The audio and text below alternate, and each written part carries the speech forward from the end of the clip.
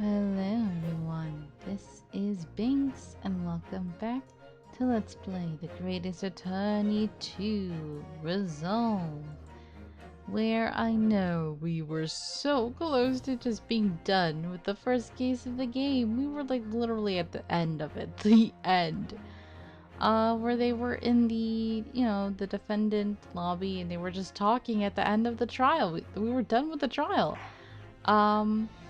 Yeah, we were just talking, but they were going on, and I was like, dang, just finish already.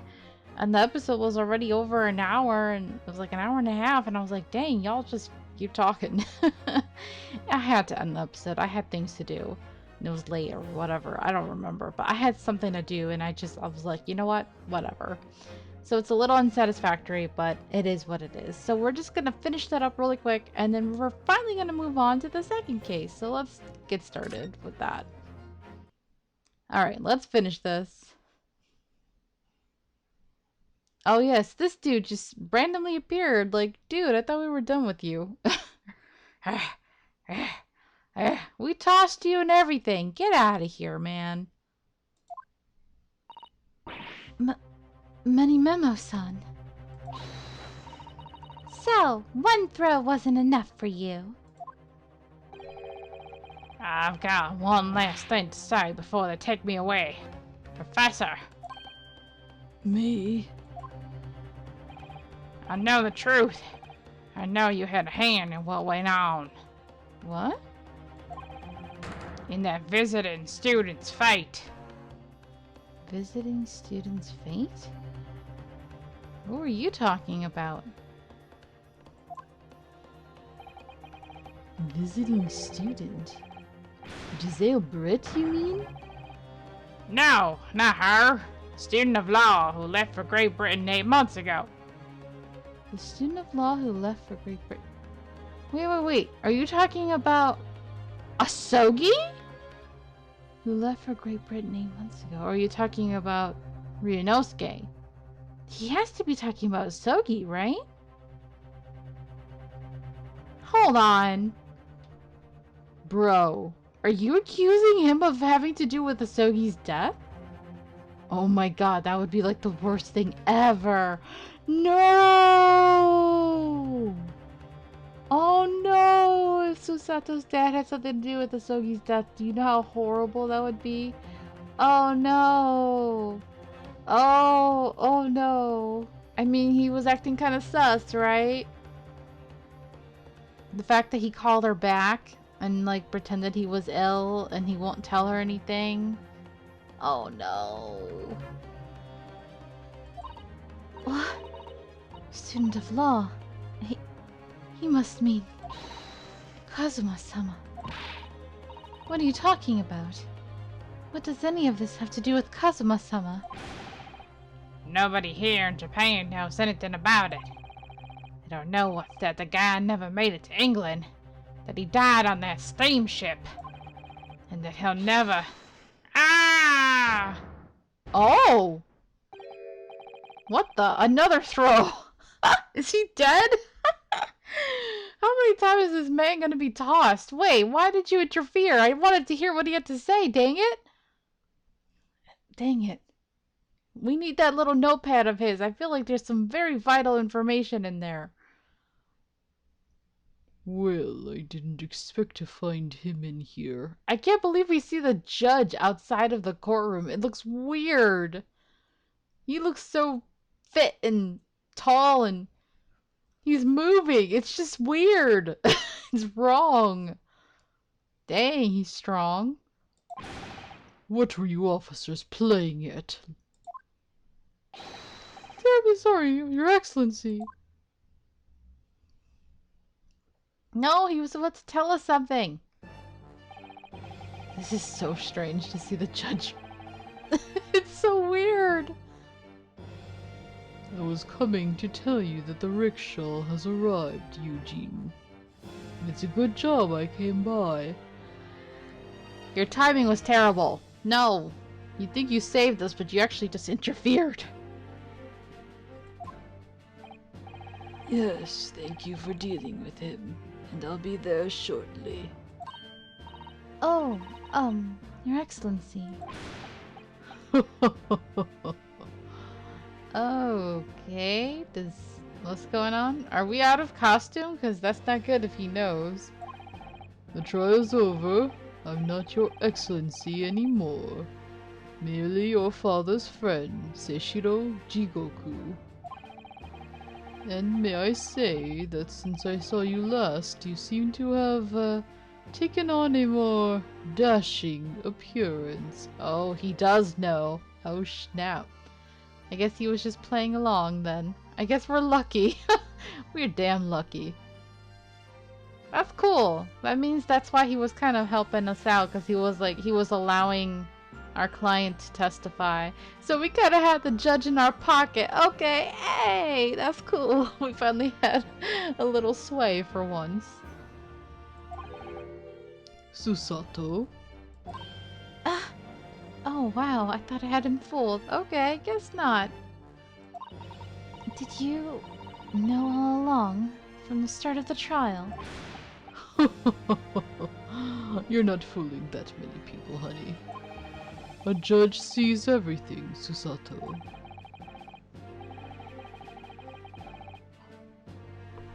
I couldn't let you take the risk. If Seishiro here hadn't known, and then he'd recognized you. So I had a word in his ear beforehand, as an old friend. So, Seishiro, shall we? Yes, having ruled on that case, we now have various diplomatic issues to address. Before you go, Father. Sorry, my dear, we shall have to return to our earlier conversation at a later date. Yeah, let's, brush aside the very important thing that just came up, shall we? Because, I think that is very important. Because frickin' murdering Asogi? That's very important to me, okay? But well done again, both of you. You did admirably. Oh, thank you very much. What did you think of my Seishiro sling, eh? It's been a while since I sent a man flying like that. I mean, that's pretty cool. Everybody's got wrestling moves, I guess. Whatever could Father be hiding from me? About Giselle Brent. About Dr. Wilson. And now it seems, according to the reporter, about Kazuma-sama. I'm going to have to bring this up with Father sometime, when nobody else is around. Judicial Assistant Mikotoba-san Esquires? Could I have a word? Oh, yes, of course, Soseki-san. What is it? I think perhaps it could be fate that we're meeting again like this now. Why? You see, there's something I need to tell you. Oh? I believe that it may be related to the reason why your father summoned you back from England. Oh. This I have to hear. Please, Soseki-san, tell me at once. Damn, this is really going on long. Okay, I'm glad I ended it where I did then. I will! As you know, my time in England was terrible. Cursed, I have no doubt. Such awful things I was embroiled in. Thank goodness locum student Naruhodo-san Esquire stepped in. After he secured my freedom, I couldn't wait to get on a ship back here to my homeland. Having arrived in Japan, I submitted a report about my experiences to the Ministry of Foreign Affairs. The next thing I knew, I had a visitor. It was your father, Professor Mikotoba. He wanted to ask me all sorts of things about my report. My father? He seemed to be especially taken with a particular part of the report. Anyway, he left eventually, having thoroughly quizzed me.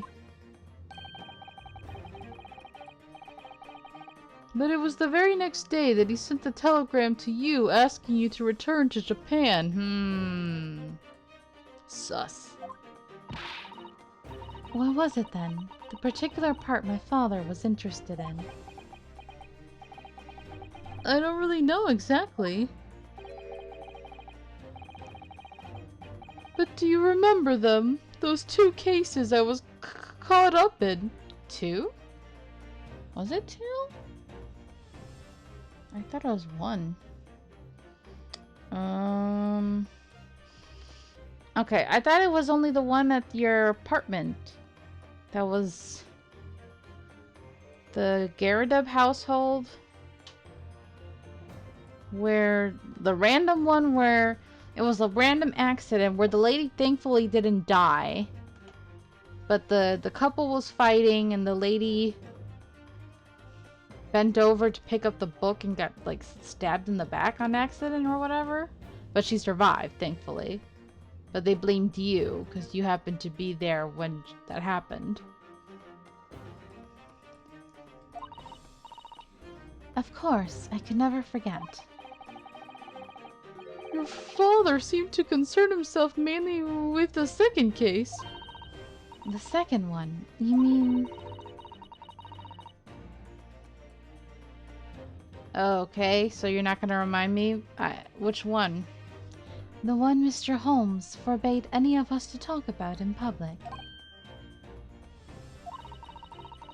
Which is why the only case involving you that any member of the public is aware of is the first. Well, I don't care. I don't have to listen to what that dastardly detective says. Anyway, the point is, it seems that case somehow holds the key to all these curious, unanswered questions. That horrific, hideous, heinous case. The case of the haunted lodgings. Wait. You're saying there's another case that happened that we don't know about? That apparently they were not supposed to talk about? So it's like a flashback case? Is that what's going on here? Maybe? Interesting. That case somehow caused my father to summon me urgently back to Japan. I thought that whole business was over, but it seems I was wrong. Perhaps that was only the start. Perhaps the story is not yet told. So he was involved in the second case that I didn't know about. Got it. Okay. Interesting. A flashback case. So, the mystery of that English woman's death is solved, thank goodness. And having stood in the Supreme Court now, I think I can comprehend a little better. How you must be feeling as you fight for people's freedom in a foreign land, Naruhodo-san.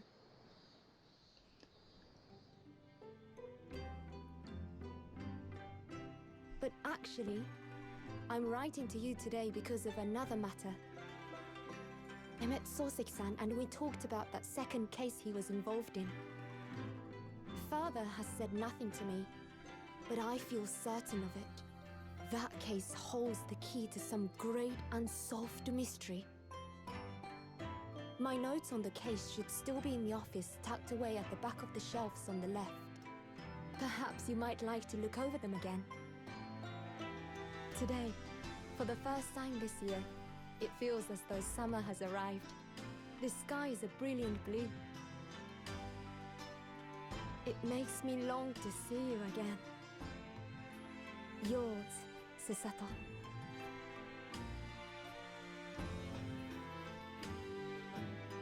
Aww.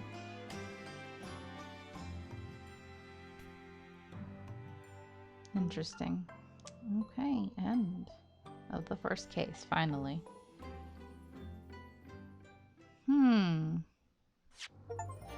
Susato success for completion of episode 1 of The Greatest Attorney 2. Alright. Finally done with the first case. Let's move on. Alright, now we're moving on to the memoirs of the Clouded Kokoro, which I believe in the... Oh. Oh, I guess I'm cheating. I'm looking ahead. So episode 3 is... Oh, I shouldn't cheat. I shouldn't look ahead. Anyway, I remember the Clouded Kokoro was in the first game. So the memoirs of the Clouded Kokoro, it makes sense then if it's connected to that case. Yeah. Cool. Yeah.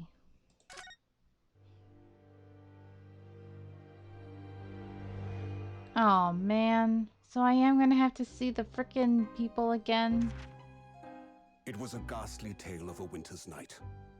One of an invisible killer and a crime perpetrated on the pavement along Briar Road. Yep. As the victim lay at death's door, the mystery of just who had stabbed the young lady from behind had been resolved. But no sooner had my friend saved that Eastern Exchange student from his harrowing plight than in the dim, flickering shadows of gaslight did a second bizarre crime rend the stillness of that very night. I dare say most can still recall the sensational headlines of the day. Haunted apartment of death, the condemned criminal's curse, the dread demon of coal gas. Yet, though the great detective had at once discerned the truth upon his arrival at the scene, it only proved to be the overture that announced the rising of the curtain on a most tragic play. Interesting. Hey, we're going back to our boy. Here we go. My name is Ryunosuke Naruhodo. I'm a fledgling lawyer, just starting out on my journey. Our boy! We missed you! Back to the play? No, he should be over the play by this point. 6 months ago, I arrived as a visiting student of law. Having made the long voyage across the sea from the Empire of Japan to here, London, England. And on the way, in quite extraordinary circumstances, I made the acquaintance of a world-famous detective. Oh, here we go. It's been so long. Currently, I reside in the attic of the detective's own lodgings, from where I run my legal consultancy of sorts. I have successfully defended a number of clients in Britain's highest court, the Old Bailey. But since a particularly grueling and unforgettable legal battle 4 months ago now, I haven't returned to the courtroom. In truth, I lost my right to return. Oh, so this is current. This is not the flashback yet? But that epic trial was just one small part of an epic tale. A tale which was now about to awaken from slumber. Thanks to a letter that arrived this morning from my homeland.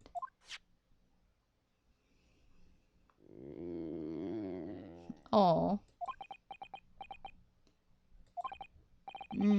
What a delicious smell wafting up the stairs. Must be nearly time for breakfast. I'd better go down to Mr. Holmes's suite and say good morning to the great detective and his flatmate. Oh, it's been so long. I haven't voiced them in ages. August 30th, 7:28 a.m. Holmes's suite. Oh, she's so cute. It's been so long, Iris. Ah, Reno. Good. Oh, I don't know why my brain thought she was going to say good morning, so I said it weird. Ah, Reno. Good. that to call up to you? The bacon's ready. Good morning, Iris. Smells delicious as usual. Before we eat, though, I have some news. Oh, okay. Thanks. Thanks a lot, you douche. Oh no. You who I... It took me a long time to get warmed up to you, sir. You were like still the imposter, Holmes. I like you, okay? I admit it. I like you. I came around to you. You'll never be Sherlock to me. But you're definitely a likable character in your own right, okay? Oh, so I'll call you Holmes, even though you're a facade of him. I kind of regret what I did with this game, calling you Holmes. I should have just called you Sholmes. Not only because it's hard to remember to do that, but also because you're a phony version of him, so I should have just called you the fake name, you know? I really should have just done that. But because I started doing what I did, I'm just going to stick to what I did, you know? Why am I going to change it at this point? Shh! Not another word, Mr. Nodohodo. This could be just the obtruse thing for my pre-breakfast stagnation-repelling mental stimulation, my dear fellow. Morning to you too, Mr. Holmes. Oh, yes, I see. So that's it. No, what? What are you doing? Ew. Why did you zoom in so close to my face? No, stop. The truth is as clear to me as day. Oh no.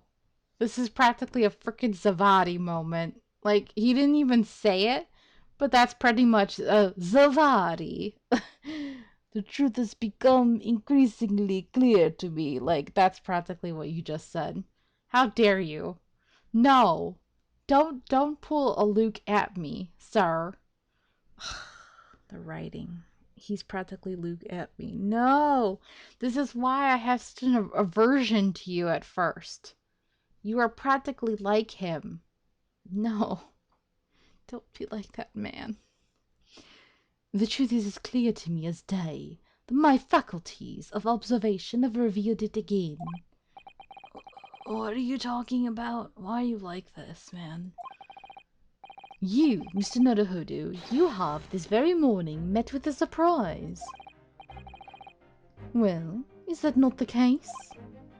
I mean, you going in my face, that was a surprise. Really, my dear fellow, it barely warrants explanation. Firstly, your hair is but particularly unkempt, somewhat reminiscent of a bird's nest. Secondly, you have neglected to fasten the third button of your jacket. Clearly, when considered together, these two facts point to you having been flustered this morning. Can I talk now? Do you have to do this every single time? But of course, though I don't look for admiration, you understand. My hair always looks like this. It's been this way since I first met you. Oh, it has. Oh my. That's not a good look for you, my friend.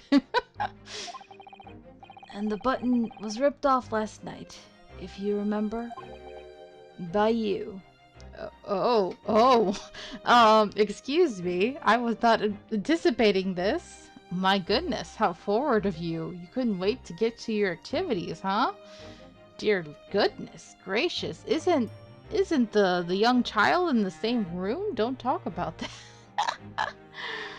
Oh, I mean, yeah, 6 months have passed or whatever, but his heart still thinks of Asogi. Like, come on now. Let him continue to mourn. Jeez. Oof. I mean, I kind of ship it, but still. Oh, see? Iris is like, oh my. Oh, my gosh. Even she's like, I don't know how to feel about this ship. I mean, Sherlock is kind of like my surrogate dad, but also like, I don't know. Shirley, pull your button off. He's like, oh dear. Didn't want to reveal this to my child just yet. Oh yes, I recall the incident now. It was after supper, was it not? As the evening advanced, I picked up my violin and began to play the wailing notes of a haunting tune. But then, to my utter dismay, the third string snapped. Why did it have to happen? Why? Yeah, and you probably went into your usual funk that you always go through. Little wonder then that in my vexation I grabbed the first button I saw and ripped it from its proper place. Aha, what an excuse. Well, I'd like it back now, please. It's troubling me that I can't fasten my jacket. And it's troubling me that you expect me to know where it is. Somewhere thereabouts on the floor, one presumes. I mean, I don't care, and if I happen to be able to have easier access to you, then, you know, I don't mind. Helpful. What matters at the present time, my dear fellow, is simply whether or not my deduction was unerring. But Shirley, Bruno said it when he came in, didn't he? I had a surprise this morning. Oh, Iris, love you. He's like, Iris, how could you ruin it for me? How could you? Go cry in a corner. Nobody cares, you drama queen. Well, that really is a surprise. As if I actually listen to him when he speaks. Yes, this man is the pride of the British Empire. The famous consulting detective, Mr. Sherlock Holmes. Or some version of him. There can't be a single person in the world who doesn't know his name. All right then, enough of this silly conversation. Come and eat this bacon before it goes cold. And I have a new herbal tea for you to try too. My latest special blend. And here we have Iris Wilson / Watson. Mr. Holmes' lodger and companion, practically his child. A truly exceptional young girl who's the author of a highly successful serialization here in London. Yes, The Adventures of Sherlock Holmes, as published in Rand's magazine. So, Mr. Naruhodo, won't you put us out of our misery? What surprised you this fine morning? Well, I received a letter from Japan. Oh, from Susie, you mean? Was it really? That's right, and she had some rather startling news, in fact. Ah, intriguing indeed. You must tell us all about it over breakfast. Oh yes, what fun! Alright, let's look around, shall we, before we do anything else.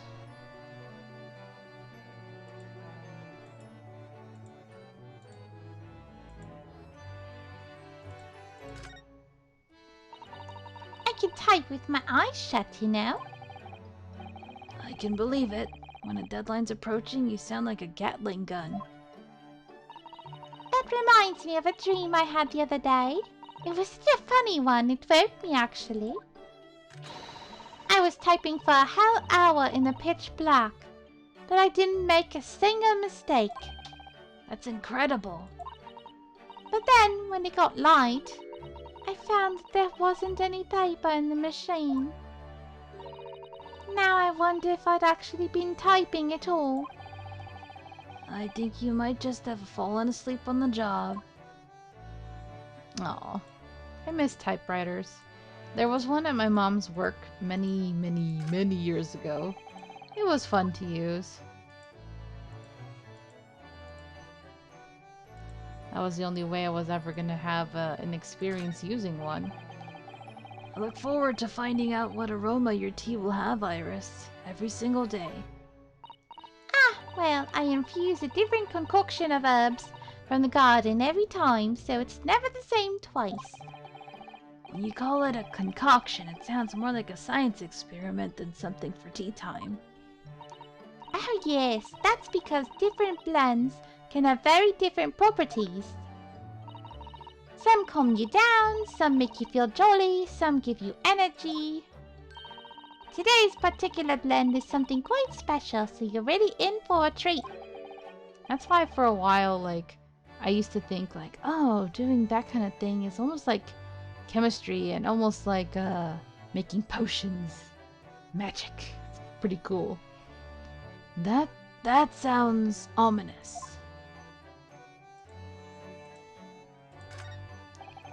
There are so many different bottles up there on that charming little set of white shelves. Oh, do be careful, Runo. You mustn't try the contents of any of those bottles, even if you're hungry. I wouldn't do something stupid like that. I'm not a child, you know. Well, I wish I could say the same for Shirley. The other day he polished off a full bottle of one of my alkaloids. That's not good. He what? He said he was hungry. I'll be extra careful. I've heard the term alkaloids before. I just can't remember what they do. Ugh, my memory's not that good anymore. I know we talked about it in science class. These are different pieces of evidence from cases you've solved, aren't they, Mr. Holmes? Not quite, Mr. Naruhodo, not quite. These trinkets are a selection from cases I've solved with particular aplomb. They are souvenirs of my success. Memories, Mr. Naruhodo. Memories. Really? So tell me about the case in which the bust of Napoleon featured. I forget.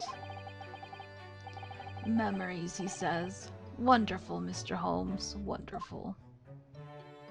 Okay.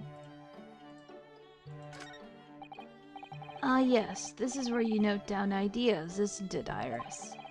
What's in the melting pot today? The blue carbuncle.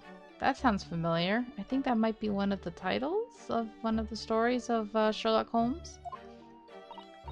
Yes, it's from a case of theft that Shirley solved ages ago.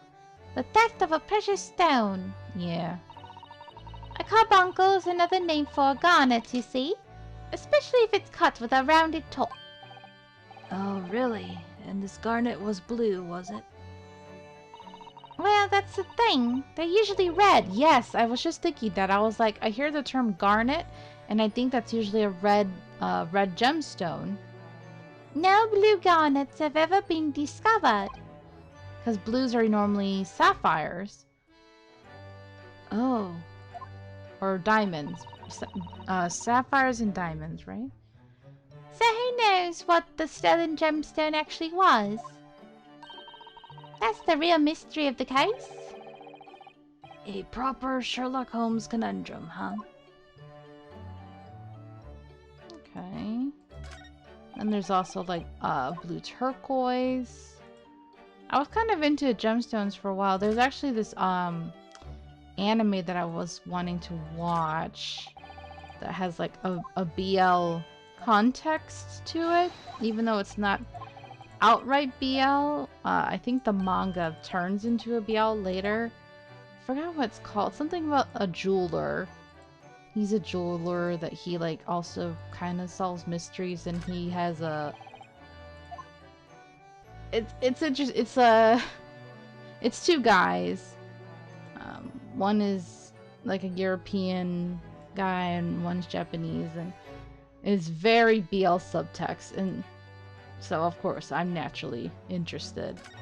And they solve mysteries and stuff, so it's pretty interesting. But it has to do with gemstones and jewelry and but it doesn't feel like feminine, right? They show that a lot of people get you don't realize how jewelry and gemstones and diamonds and stuff have personal connections and storylines in people's lives. Like, you know, like family history, like, oh, this was a ring that was passed down through your family and so on and so forth. And it was just interesting. I didn't get to really watch the show. I just happened to have read a couple fanfics and seen like an AMV or two, and I was like, oh, this looks interesting. So already I was like, ooh, BL vibes, yes, I ship it. When it gets to this time of year, Londoners seem to leave their hearths alight all day long, and I love it. There's something very relaxing about watching the flames flit and dance about. But a fireplace in days of summertime is a waste of space. Really, no use at all. Rather like a great detective in days of no crimes and no criminals, Shirley? But consider this. Instead of a fireplace, a frost place. That's my latest idea. An extraordinary hearth from which emanates a cool breeze in the hot summer months. What do you think? Well, that's interesting. I mean, we do have air conditioners nowadays. I guess that's what takes the place of that. I think if you invented such a thing, your name would go down in history. The principle is extremely simple. One must, of course, light a cold fire in the hearth. Yes, of course. Brilliant. The trouble is, none of the fires I build ever burn cold. How it taunts me. So, as you British say, it's a bit of a damp squib. Damp squib? I guess impossible? Ah yes, the huge metal chest with the lace cloth laid on it, being used as a table for tea and coffee. It's very sturdy, that's for sure, and firmly locked shut. That chest contains my father's detailed records of Shirley's many cases. Yes, so I've been led to believe, though personally I've never actually seen inside. And that's the way it will stay. Those papers are a secret between Daddy and me. If you get opening it uninvited, you might find yourself being bitten. What? Is there a beast inside there or something? Oops, didn't mean to click. Yes. Skip. No.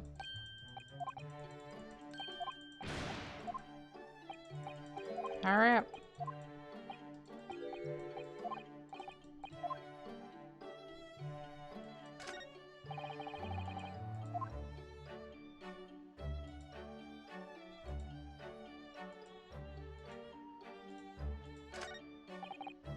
Books, papers, scientific implements. These shelves are stuffed to the gunnels. Miss Susato wouldn't be able to help herself if she was here.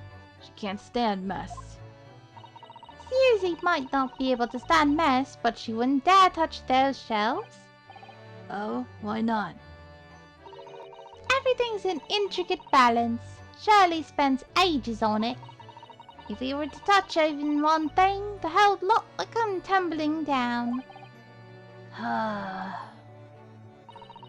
Susie noticed it was a very delicate arrangement right from the outset. You make it sound like a meeting of great minds. But the truth is, Mr. Holmes just needs to tidy up. Alright, let's see. His violin. Ah yes, Mr. Holmes' faithful musical companion. Wasn't this violin made by somebody famous? Yes, it's a Stradivarius. Though I'm afraid you'd have to save up for 100 years before you could afford one, Runo. But didn't you buy it for a song, Mr. Holmes? I found it at a pawnbrokery among the forfeited articles. It clearly says Stradivarius on the label. What? The ignorant broker had no idea of its true value, you see, so I paid a mere 55 shillings for it.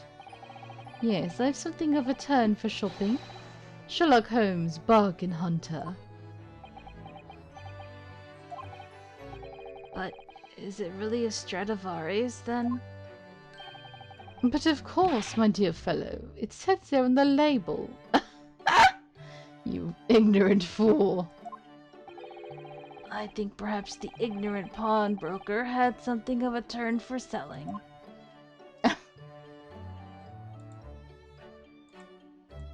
Okay.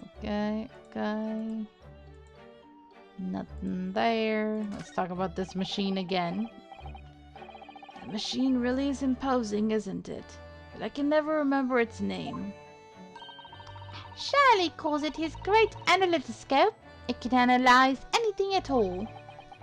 That doesn't really help me. What does analyzing something even mean? Ah, an extremely astute question, Mr. Nodohodo. Sorry? Well, as Iris said, my machine here spits out analyses results of anything with which you care to present it. But how to interpret those results? That's the key. And I confess I have no idea. Clearly, I'm going to have to construct a great analytoscope,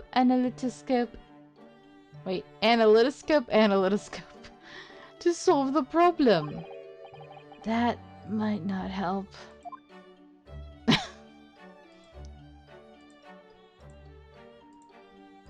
That it? I guess so. Okay. Let's,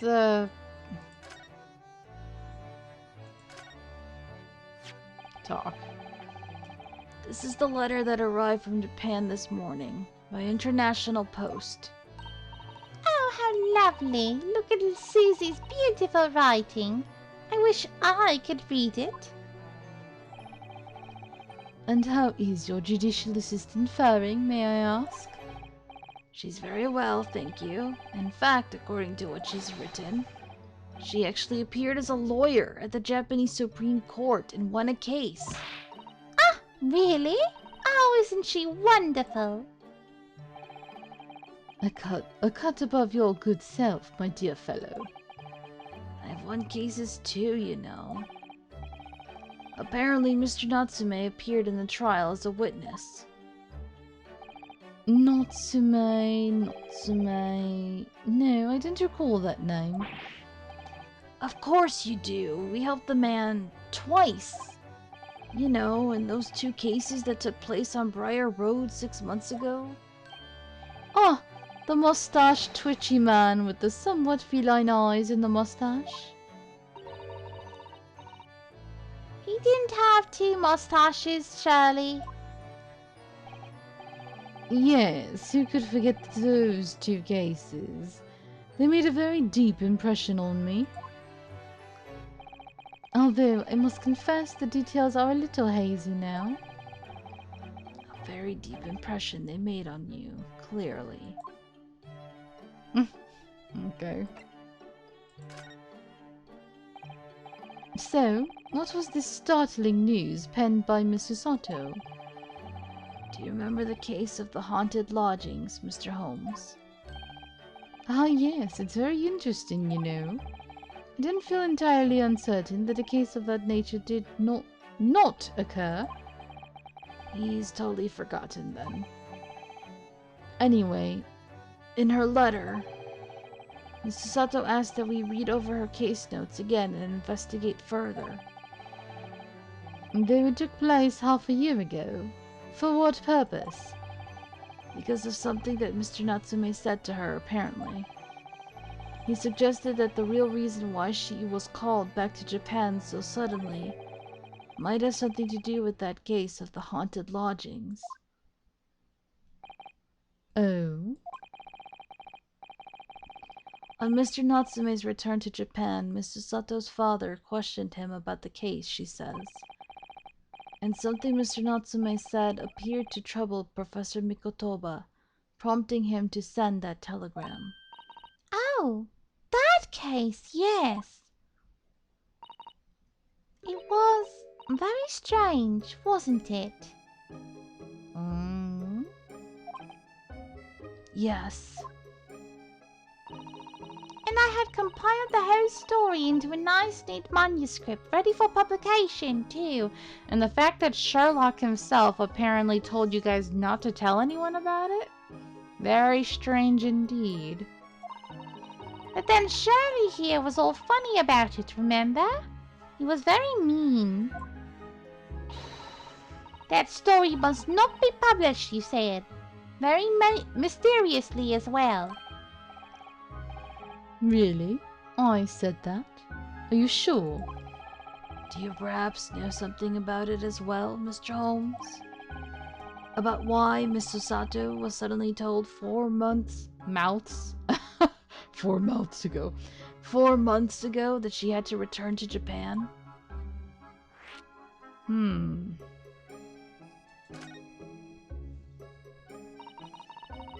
It's been 4 months now since we weighed Susie off at Dover.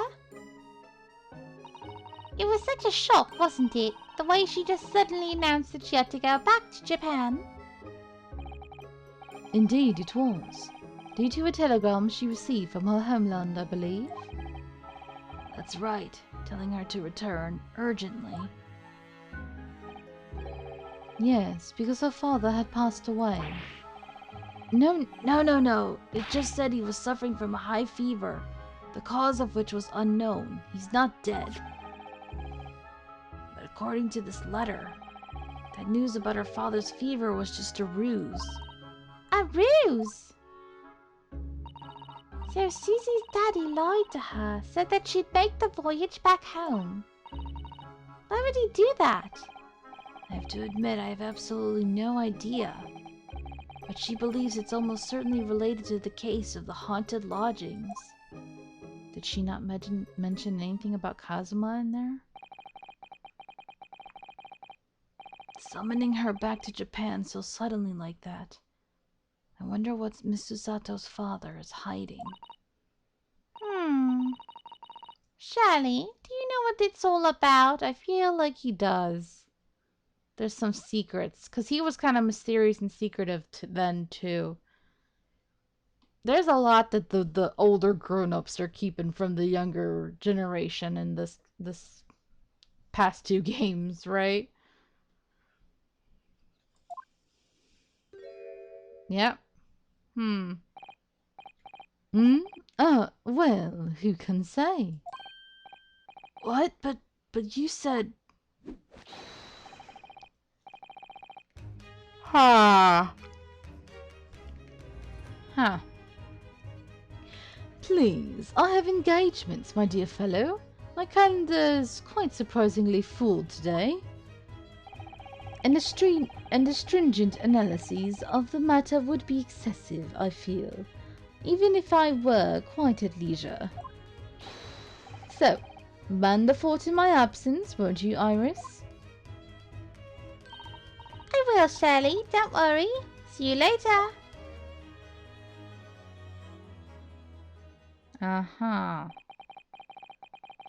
You scuttle off rather quickly there. I think perhaps Professor Mikotoba isn't the only person hiding something here. Saseki-san was involved in 2 cases, but only one of them was forbidden from being published. By, of all people, Mr. Holmes. I found them at last. Iris, are they? The notes about the case? That's right. Susie and I compiled them together. The case of the haunted lodgings. Do you want to read them, Bruno? Absolutely. Thank you, Iris. I have no idea what secrets could still be hiding in the shadows of this case. like this song. Is this new? It feels new.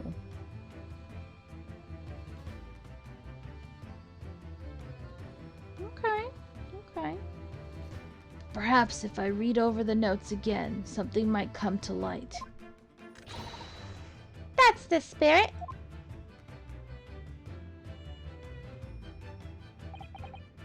And so, Iris and I decided to read over the case notes again together. Everything from what happened to our investigation and that fierce battle in court that followed. Reliving every detail. I just need to find a clue, and I have all the time in the world. Because of course, I'm no longer allowed to practice law in the courts of Great Britain. Yeah, what's up with that? He did mention that, so I'm like,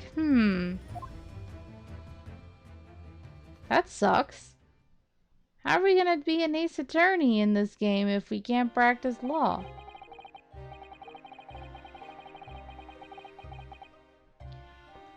It was 6 months ago. A mysterious incident that unfolded on the wintry streets of London. Yeah. A young woman was found lying on the snowy pavement of Briar Road with a knife in her back.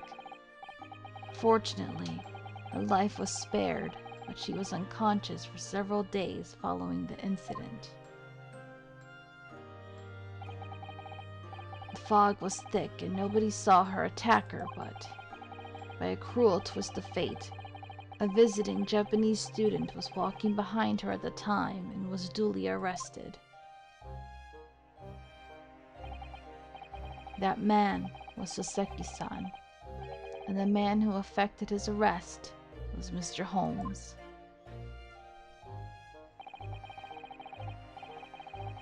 Believing in our compatriot's innocence, Susato-san and I decided to represent Soseki-san in court. And, after a grueling trial of many twists and turns, we finally managed to prove his innocence. Yeah, it was a lot. Joyful, joyous, jubilant jubilation, was the man's reaction after the trial. But his jubilant jubilation was short-lived. We received a telegram from Mr. Holmes the following morning.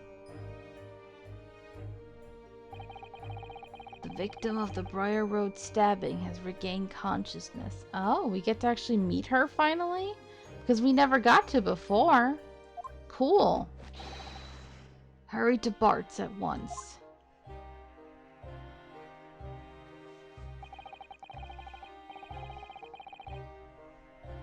So Susato-san and I summoned a hansom and headed immediately to the hospital.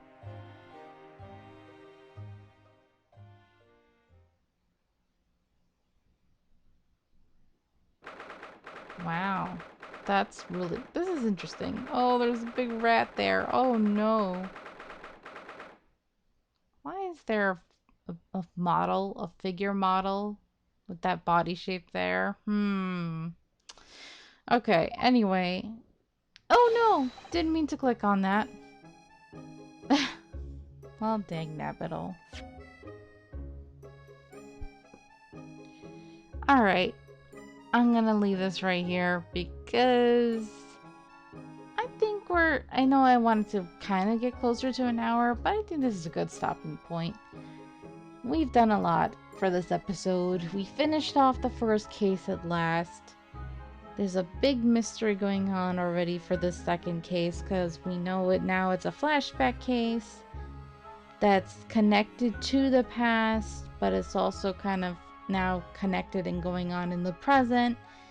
And there's this big mystery cover-up going on between Sherlock and Susato's father, Professor Mikotoba. So, like, what the heck? And it might also be connected to Asogi's death. Like, oh my god, I don't know. I'm kind of concerned about all of that. But anyway, thank you guys so much for watching. I hope you're enjoying this. And until next time, have a nice day. Bye.